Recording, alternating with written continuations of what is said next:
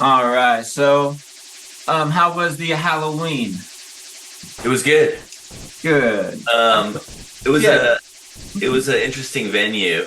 Um, Not my favorite, maybe to play, Right. but Um, Go ahead and like introduce yourself and like what you do. And I guess what album you just put out. um, my name's Hey, how's it going? My name is Dave Portner. I am Avey Tare, solo and in the group Animal Collective, which is four people. Making up a musical collective, which is always interchangeable. We just released the record "Isn't It Now," um, and yeah, I also released a record called Sevens this year. And with the sevens, do you have now like a new perspective after playing like a tour and getting to like try these songs in different ways too? Oh, definitely, definitely. I feel like it's always changing. You know what I mean? It's always hard to release a record and have those versions of the songs be sort of like considered the final versions of any song that I create or Animal Collective creates. I feel like music is a mutable, always changing process. And yeah, so touring these songs, since I didn't really play any of them live before this, except for Hey Bog, it always gives them new life and gives me a new perspective on what they are, what they're becoming, what they could be, all that kind of stuff. Um, I noticed that you played some new songs too. Did you kind of plan for those songs to be on the record before? Or did they come later? No, they've just been sort of coming now. I think I like the live experience, shows, whatnot. I feel like I've said this before in Animal. We say this in Animal Collective all the time. We like it to feel like a very current process or current situation experience. And reflect what's happening now. You know what I mean? And to only play old songs, even though I just said those aren't the final versions of them. Even though old songs still I try and keep them current feeling. They also come from a certain time and place. And when I'm building a set, it's always just inevitable that as I'm practicing, as I'm playing, I just stumble upon new things that interest me, that I like playing. And some of the new songs that I've been playing live, it's just three of them really, I guess. Well, four maybe. Some of them were created with the intention of thinking, oh, I need this kind of thing to happen in the set, and some of the other ones I've just been writing as I've been going along. It has been, I will say, maybe practicing for these tours has pushed me to write some new stuff too, just because of the setup I had. I don't think in my head I really have been ready kind of to go in the direction of say writing a new record yet. I'm kind of Right. I kind of want the inspiration to come slowly over time and to really take me to a new place. But I also felt like and feel most of the time when I'm going on tour that a tour needs and shows need kind of a current feeling and like new stuff to like, I don't know, to help them breathe, to keep them alive. So yeah, these songs in a way were written specifically for touring, I guess, and to be able to play new songs live. I don't really know if there's a record in mind for them or not. There probably is. But yeah, we'll just have to, since it wasn't something I intended or a direction I thought I'd be going in. It's hard to say right now, but they have felt good in the live environment and playing them on tour.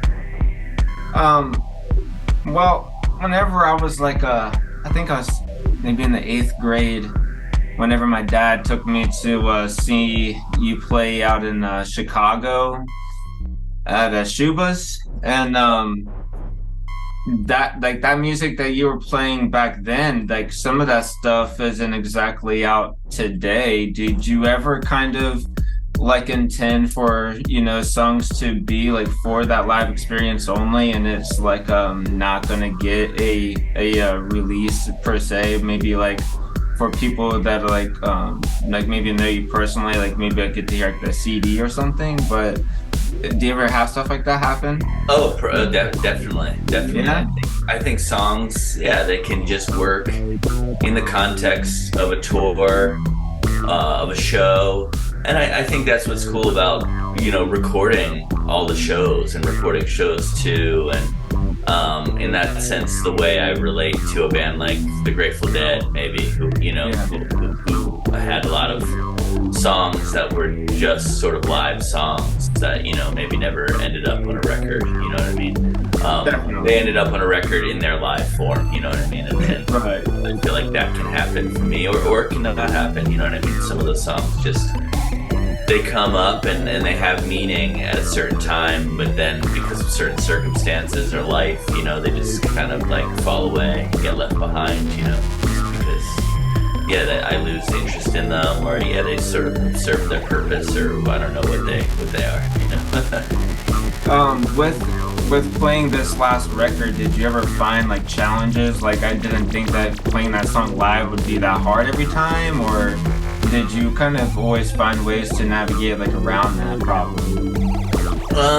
I mean, there are always ways to navigate around. You know, I think it's there was, because these songs weren't written, the 7 songs weren't written to be played live. I feel like they were all written kind of and created as studio creations. I think the first challenge is always, well, how can I play them live and have them, especially if I'm just playing by myself, how can I play them and have them feel like organic songs? How can I have them feel like I'm not just playing over backing tracks, you know? Yeah. What is crucial to the song, and what doesn't need to be there in terms of all the orchestration I've done. And that's a cool new perspective to get on the song, to just find out what can carry the song and make it live, you know, in this new setting, you know, beyond being on the record. And it was a pleasant surprise most of the time. Nothing I found too hard. You know, I thought maybe a song like Neurons was difficult to just sort of master the flow of it, you know, and it just takes time. It just takes practice. I mean, I practice a lot, you know, as Yeah. my girlfriend could tell you. She's always, you know, home when I'm jamming, and it's just a lot. Does it ever like stop, or is it like I'll just have to sit here and listen to it all night?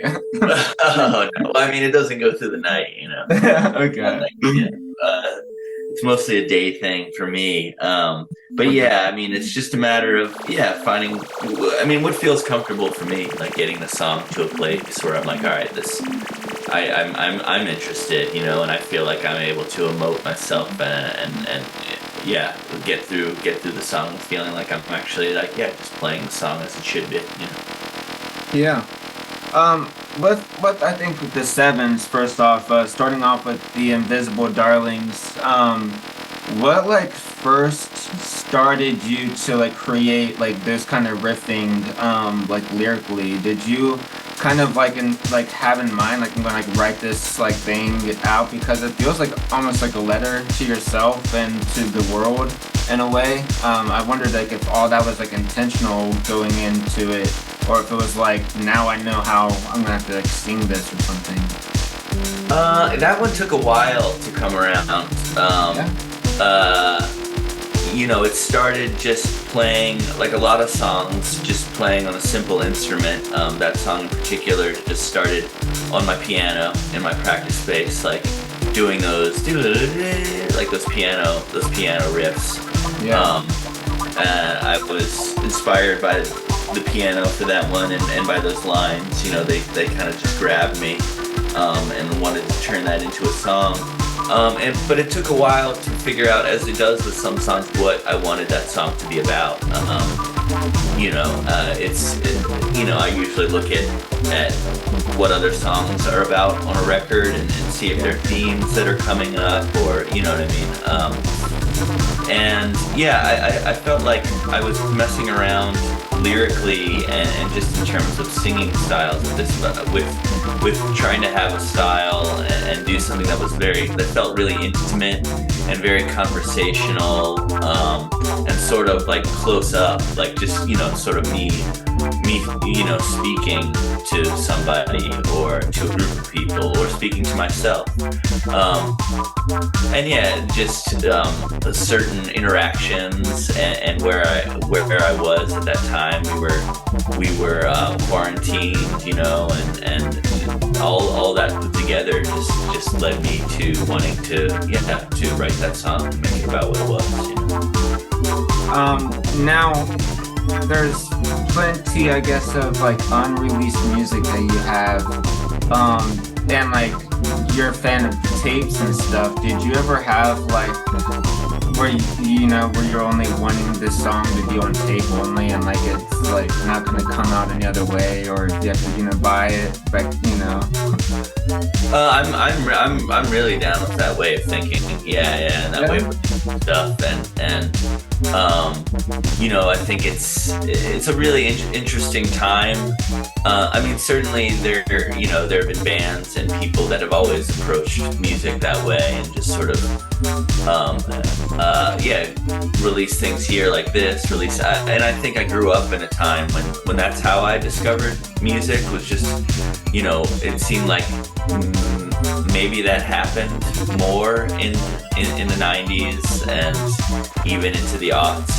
I think streaming definitely has changed that, because I feel like that has become sort of like the go-to and the easiest way of releasing stuff and conceivably getting the most amount of people to hear your music. And I think with being on a label these days, that's sort of the goal. But I'm still interested in looking at different mediums, and yes, like what medium suits a song the best, or suits a collection of songs, and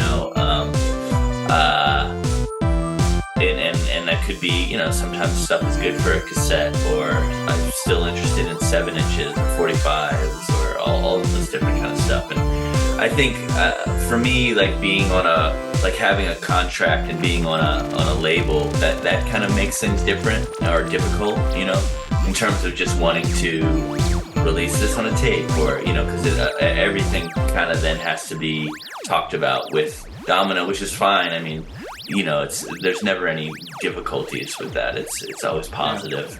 It's good. But yeah, it can make things a little bit more complicated than just sort of being left to your own devices to be like, oh, this would be cool to just put out on a cassette, Yeah. I guess with the cassettes, I know I have maybe 2 of these. The psychoactive thing, right? You've been kind of pursuing that as like another way of putting out music. Did you ever think I should share the older songs that I have too, like in that way too? Or is that kind of something where now it's like I'd rather focus on the current stuff that I'm doing now, other than reflect so much? It really depends on how I feel about songs. I mean, I have a vast collection of voice memos and demos and stuff that I'm always delving back into, because it's not always that's why I record them, you know what I mean, because these ideas come up, but they come up at a time when I'll be working on something else, and I really need to work on something else, but I don't want to forget what that other thing is. So it'll just sort of, be kind of stashed away, and sometimes that can be stashed away for a year or years or just a month, you know what I mean? Sometimes it's just a couple weeks, and then I go back. But it always comes down to, well, do I feel like this song's still important to me, or is this song still good? Does it still hold up to me?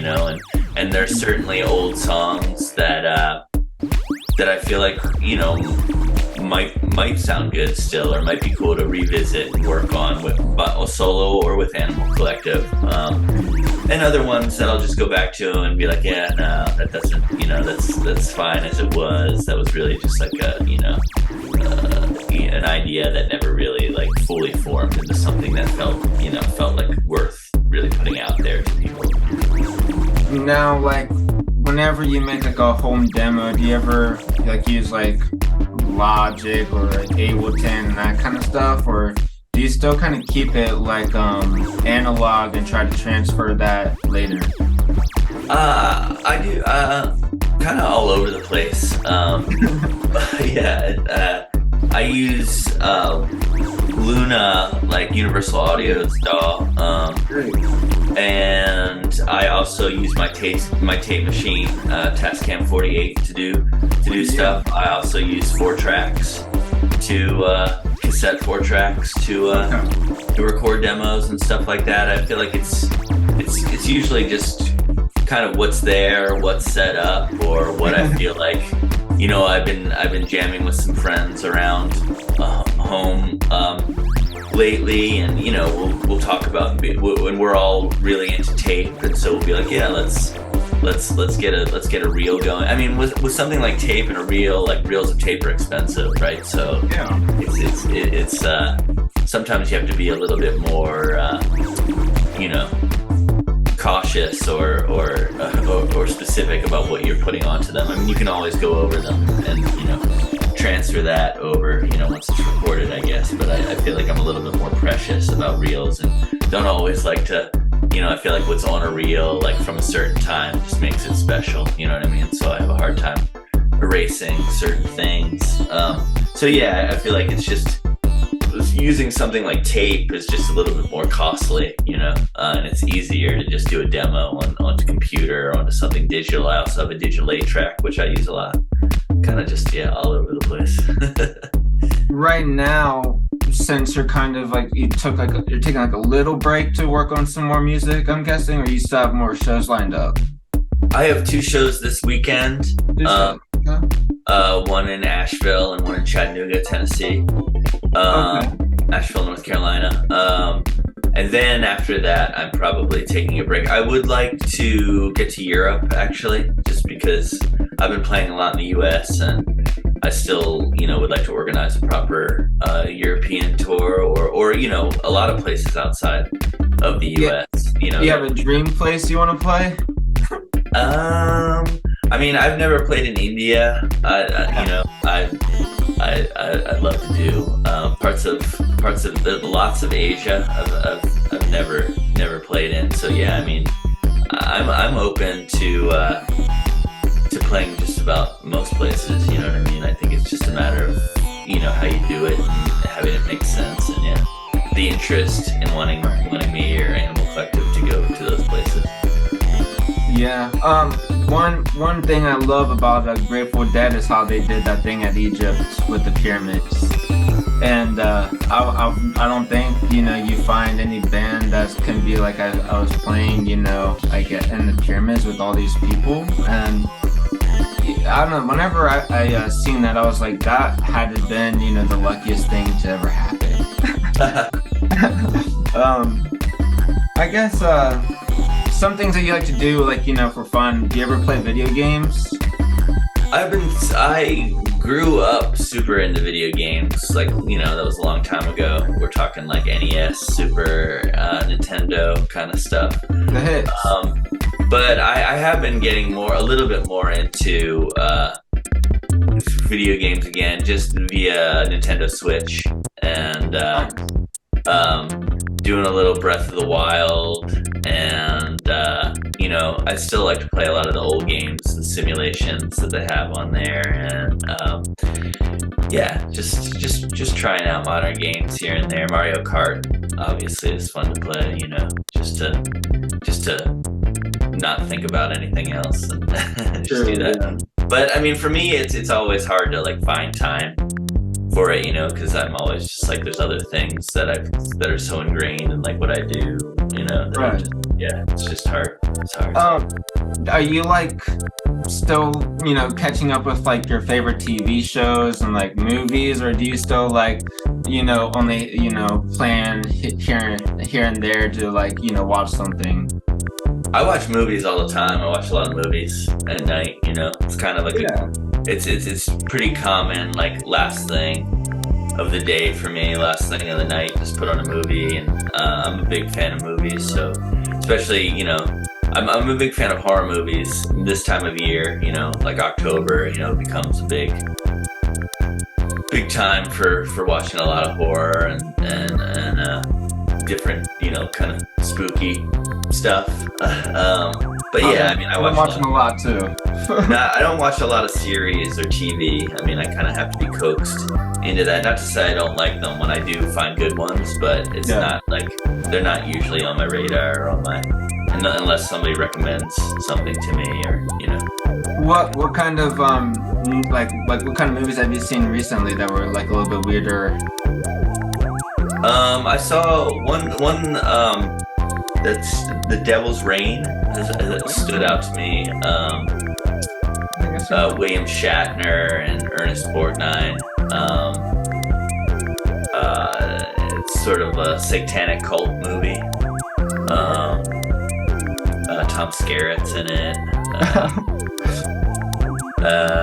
Yeah, that stood out in terms of the visuals. It's got nice color. I pay attention a lot to color in movies. I like a lot of Technicolor style movies. Revisited The Trouble with Harry, Alfred Hitchcock recently. It's a good autumn movie, but also like the Technicolor, the way it's shot, just the autumn atmosphere that it has is really cool. So yeah, it's an old favorite, not something I just discovered, but yeah, cool for this time of year. Yeah, I don't know. So I'm just watching so much all the time. Are you gonna see the new Martin Scorsese, Leonardo DiCaprio movie? I didn't have it. I didn't have plans to. No. Yeah, I want to say it's a 4 hour. Did you watch Barbie or Oppenheimer? You go for those? That length of movies I feel like has been coming up a lot. I did go to see Barbie in the theater. I don't think I liked it as much as a lot of other people did. I did also find it kind of long. And, yeah, it's a weird one. Yeah. Not to say I didn't like it. It just felt was after a while. Movies are kind of. I didn't see Oppenheimer because I was also told it was really long, and same thing with the most recent Ari Aster movie. I think I just heard that. I'm a fan of some of his movies, but it just seemed like the new one was just a long movie or theater experience, so I did not check that one either. And there, it's all stuff that I'll probably get around to seeing eventually. It's just, Beau is Afraid is definitely like worth the journey, but you'll probably like, I don't know, want to smoke or like walk around like the majority of the time you're watching it. I watched like the new Saw movie, and it was just like so cringy. I was like, I bet people were just screaming like in the theater, like having to like, even like sit here and watch this. It was brutal. So yeah, to bring up that stuff about pain, have you ever like heard about like painless ecstasy, where like you're like walking through fire without being burned, or like you have like hooks in your skin and you're not bleeding or you're in pain because like in my mind I think it's spiritual, like a spiritual thing happening where something's happening where you're not getting hurt, or it's like mind over matter. Do you ever look into that kind of stuff? I wouldn't say I look into it, but I definitely, in terms of just like a meditation process, I feel like it kind of goes hand in hand with that. To me, sort of how you, I feel like when I do experience intense pain, it does the process of how to avoid pain, without needing, say, medication, which I think, can be bad for you too, like taking a lot of Advil all the time, which is an easy thing to do. I'm not saying I'm That's against true. Like it comes up to how like mind over matter. I think there is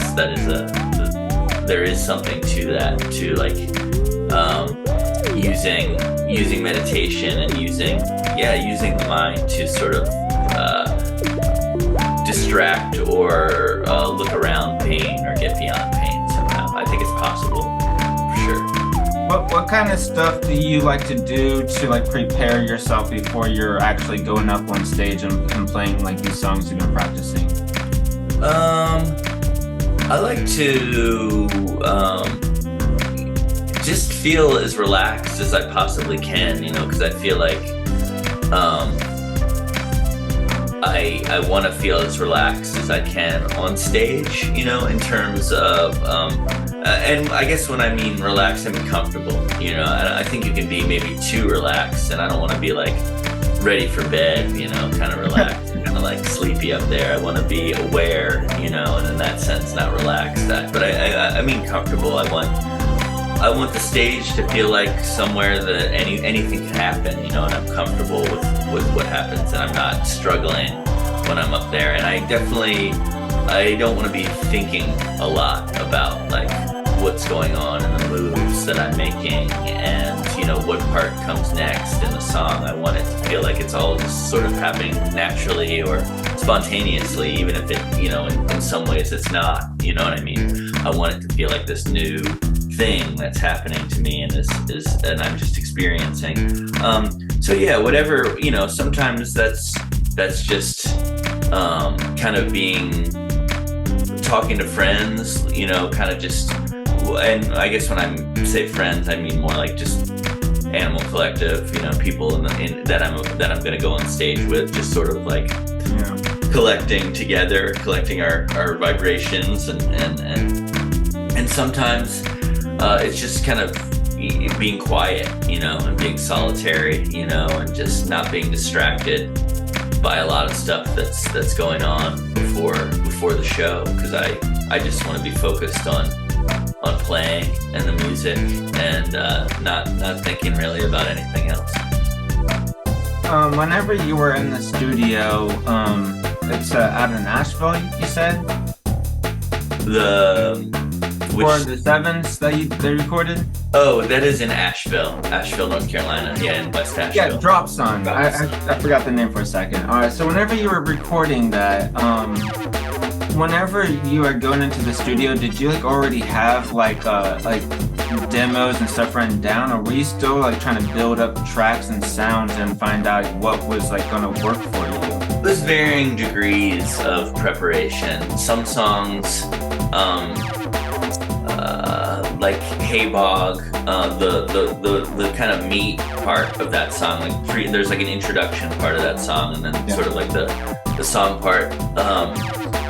The more lyrical part of that song was pretty well prepared. I had done some prep, kind of a couple years prior, playing that song live, and once I started thinking about recording that song, I did some other preparation for it, just in terms of like making the beat a little bit different, and just thinking about bass lines and stuff like that, programming, that kind of stuff. So like something like that was prepped, or say like the rhythm section of Sweeper's Grin, that was sort of prepped.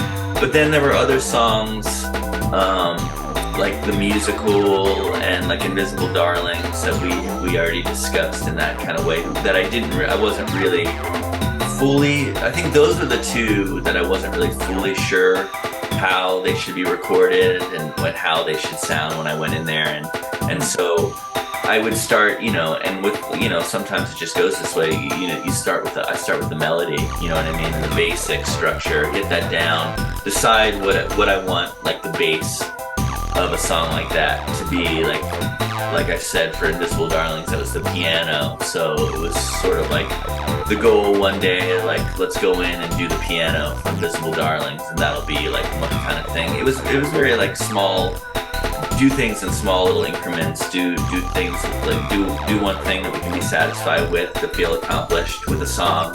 I feel like a song started like a piano line, or maybe get like a rhythm track down. I think with the musical, it started as one thing and then became something completely different. Like after we recorded one version of it with these crazy drums and another drum machine, and it was a lot more wild and kind of off the rails, to the point where it just felt a little too wild, you know. And I was just kind of like, this isn't working. Let's do it a different way. And sometimes, it's building like that.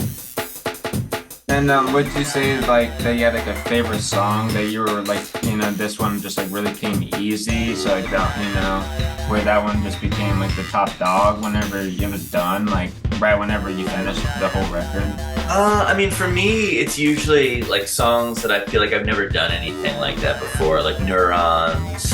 Yeah, I would say whenever you played at Otherworld, Neurons was the ideal song to be heard live. I was really impressed. Nice. I have grown to enjoy playing that song live, for sure.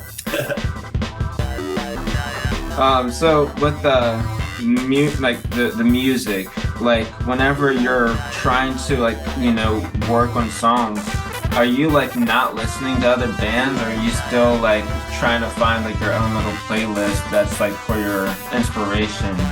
I'm always listening to music. Yeah, I mean, I feel like I have music on when I'm not playing music. Yeah, there's music on most of the time, to a fault. I feel like, to a point where I, more like in the past couple of years, have been enjoying actually just silence, you know, and taking a break and realizing that maybe I just have a little too much music going on all the time. But you know, sometimes it's just to get into the mood of making music, or just to start my day, you know, or that kind of thing. It's not necessarily for inspiration. It'll just be kind of like what I feel like, what I feel like listening to. Now, what do you think about the music documentaries? Are you a fan of them?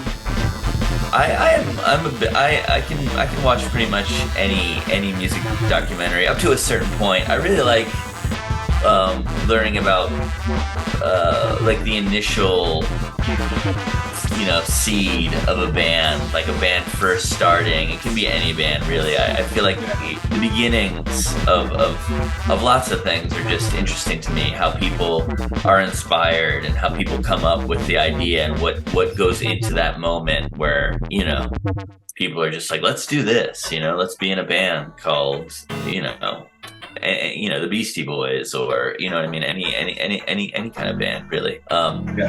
But, you know, after a minute, there's definitely a formula to a lot of music documentaries that gets tiring, like Talking Heads, and, you know. I did see that in theaters recently. I didn't see. I mean Talking Heads, just sort of like, you know, the talking head, like just people talking, like in right, yeah, that too. The classic interview style. No, Talking Heads, you know, like Stop Making Sense is kind of like making the rounds right now, and that's a great. It is really good live documentary. But I also think like that's a concert film. You know what I mean? Yeah. Like, there's a show happening. It's not necessarily just about a band. I think documentaries are interesting. I think the most interesting music documentaries like rely on having a lot of like archival footage, and like the Daniel Johnston documentary, you know, really had a lot of cool stuff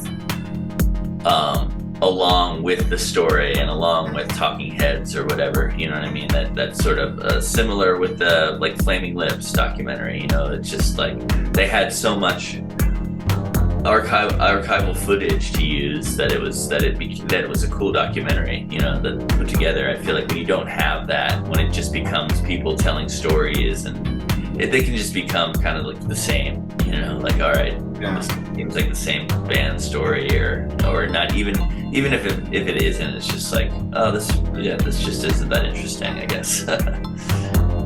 One of my questions about the documentary thing is like, if there was an Animal Collective documentary, would you want to be like really behind it, or would you rather like it become like a, you know, like biopic where you see other people play you and stuff?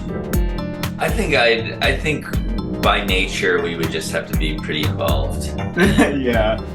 And I think also people have taken their liberties, you know, to kind of tell our story and to you know, give their opinions about why they think we've done certain things, and I think a lot of that to us, we wish, you know, we could have the final word on it, you know, just. Yeah. All right. So I mean, I really love your DVDs, like the Grass one, and the Odd Sack. And I wondered, like, did you guys ever come together and were like, we want to do like another DVD, or did it just kind of die once the transition happened and the internet like took over? Well, I mean, that is a good point. That it is strange putting out a DVD. Like, for example, Odd Sack is an interesting case just because it's not really streaming anywhere. You know what I mean? There's no out, and so that has like made us think, well, you know, maybe we should really just put the music out for Odd Sack so people can just enjoy, you know, the music without having to wonder, you know what I mean? Without it's definitely linked to the movie for us, but it's a shame that, like, you know, people can't stream Odd Sack anywhere. I think no, it's format wise, it's just kind of like, it's more if we have an idea or we're inspired. I think we're very inspired to do more stuff like that and do visual stuff. And I think in the future you probably will see more stuff from us that's like that. I think it's just a matter of time and place and what we're working on. And, you know, we have so many things that we have to either reissue or look back to, or, you know, think about playing live again, or new stuff that we're working on that we haven't gotten to yet. That it just becomes like there's just like a queue, you know what I mean? Like a long line of things waiting to be waiting for attention from us that we need to like give proper attention to. So a new DVD is just another thing that would be like, oh, that would be amazing. But that, you know, Odd Sack 2 years to make, you know, it's just something something like that would take a lot of time to work on again. So it's just, again, having the ideas and having the time. Yeah. This one's kind of funny, you know. If you could travel back in time, you know, would you go forwards or backwards?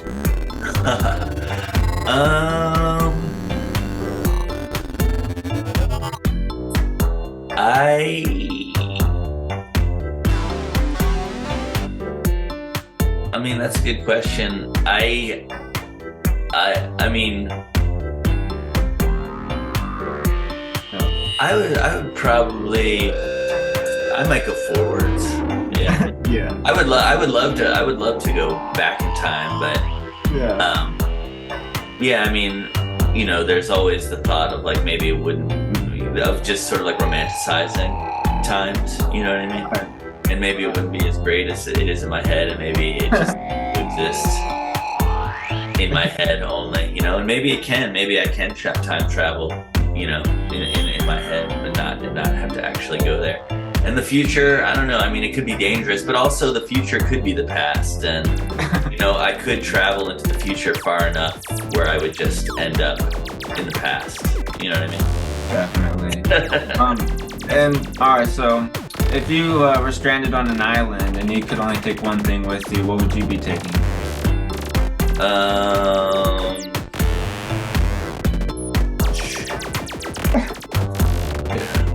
Probably the means to make fire. As long as I feel like as long as I had means to make fire, I would, yeah.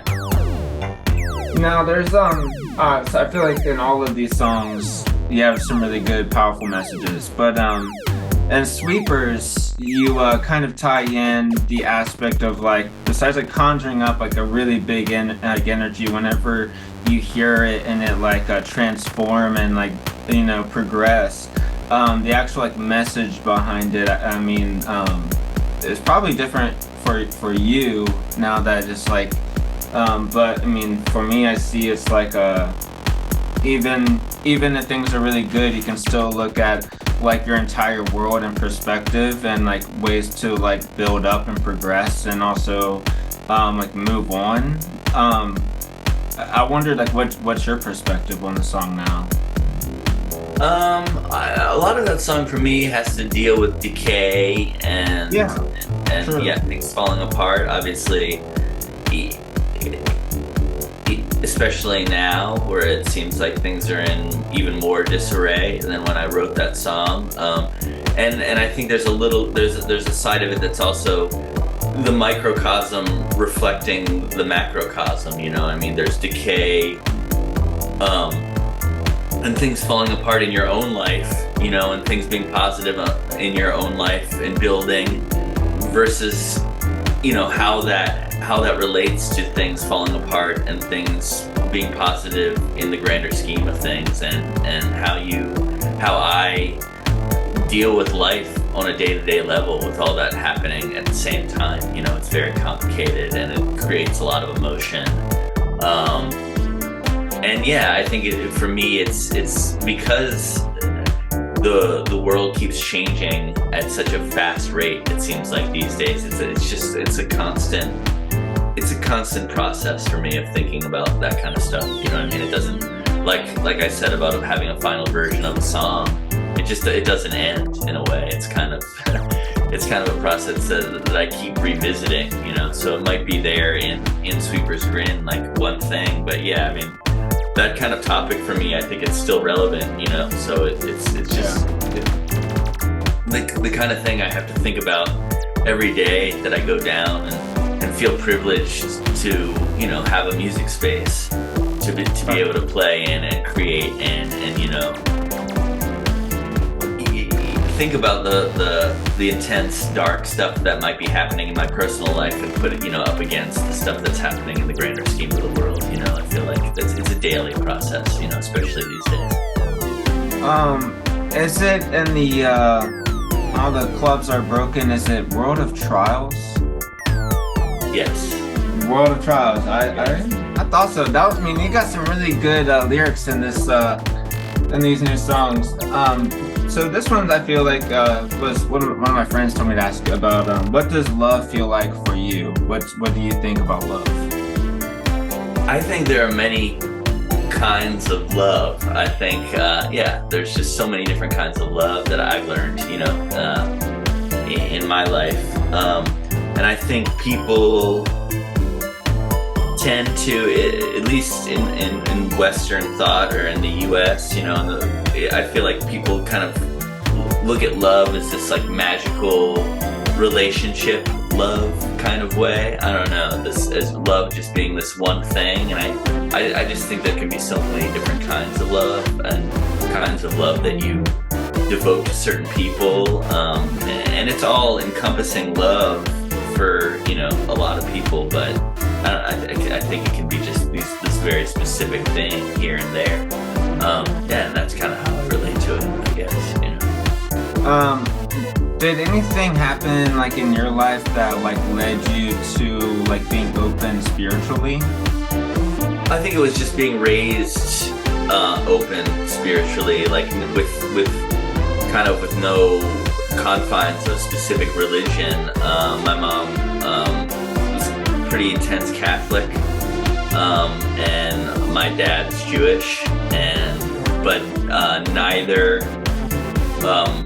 kind of really imposed a lot of those beliefs on me when I was growing up, or on my sister either. We were kind of like, you know, yeah. So I think that just kind of it made me, as I got older into my late teens, early 20s, just start asking more questions, you know, about religion and about mysticism and looking. I think because I was raised with around two religions, it made me inevitably and just sort of naturally compare them and see what was similar about both of them, and then I just started wanting to do that with all religions and sort of finding the ties to everything and going back and back further to seeing again like the beginnings of Christianity, and you know what I mean, the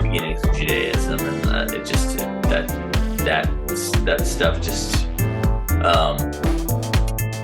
made me curious, and I've just spent a lot of my life just reading about a lot of religions and just being very open.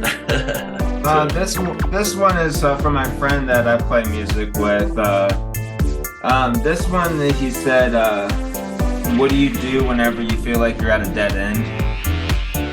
I step away. If you mean creatively.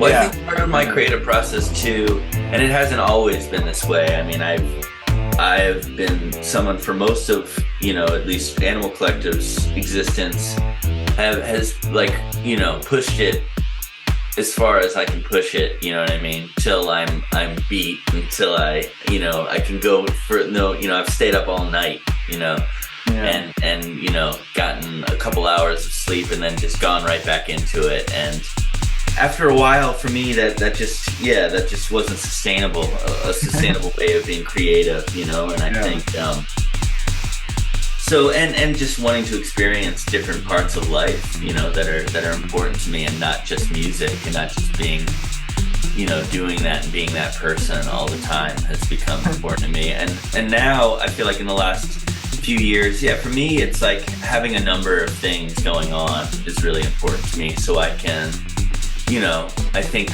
working on something for a short amount of time is better for me, like maybe working on a song for like 3 hours, or working on a set or practicing for 3 hours, and then just reaching a point where it feels good, where I felt like I've done enough. And that is if I'm like productive in that amount of time. Sometimes it just doesn't go that way.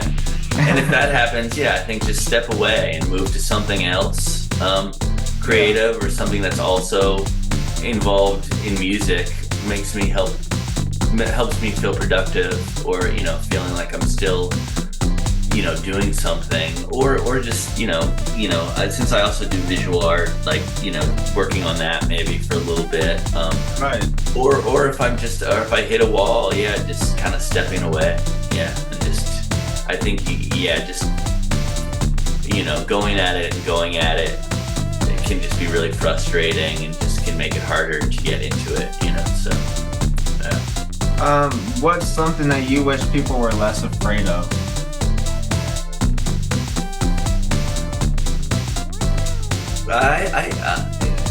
You mean creatively, or could be in general, but I think in music it seems like some people are, I only like rock, or only like country, or other than like if you gave other stuff a try, you'd see like how it all comes back in full circle.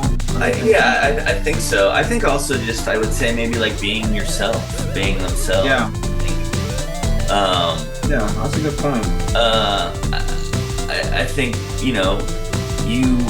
you might naturally just want to like emote and scream and get that out of your system, and be creative. I think being yourself, and people have a fear of just like pure creativity. It always, a lot of people think about being judged, and I feel like so much of our society, or of our way of life, is based on being judged and like offering something to people, and it being good or bad. But I feel like so much about being yourself and just being creative, and how important I think that is to me, goes beyond what other people think of it, goes beyond just a sort of natural desire and need to create. And I think positive things will happen for the world the more people create.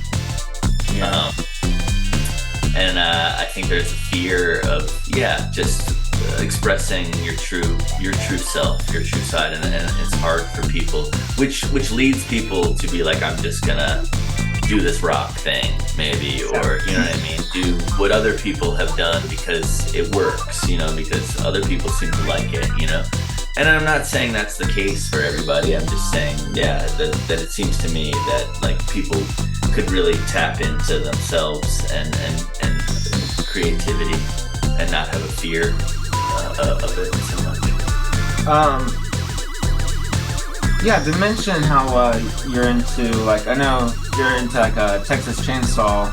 Have you heard about the new thing about Ed Gein, where there's like a documentary series about the lost tape where he got interviewed and people got to hear his voice for the first time and like their perspective on like what he actually did. Huh, no, I have not heard this actually. This is called, let's go to my notes.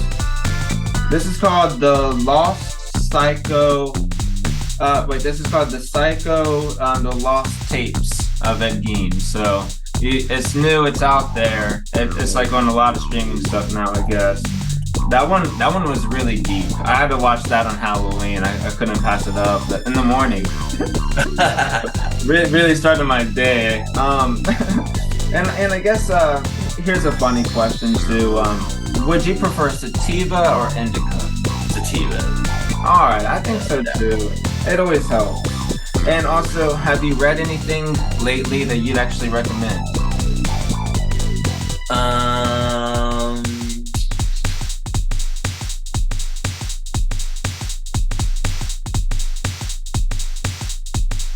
It's come to, I mean, I read a lot. I would recommend The Cook by Harry Kressling, I think his name is. This one's some time ago. This one's kind of funny. What would your last meal be? What would my last meal be?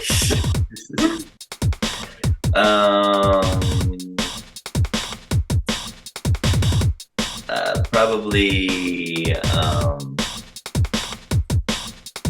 maybe a burrito. You got a favorite place? To get a burrito? Yeah. It would probably be somewhere in LA or in California. But I mean, nowhere specific. Nowhere specific.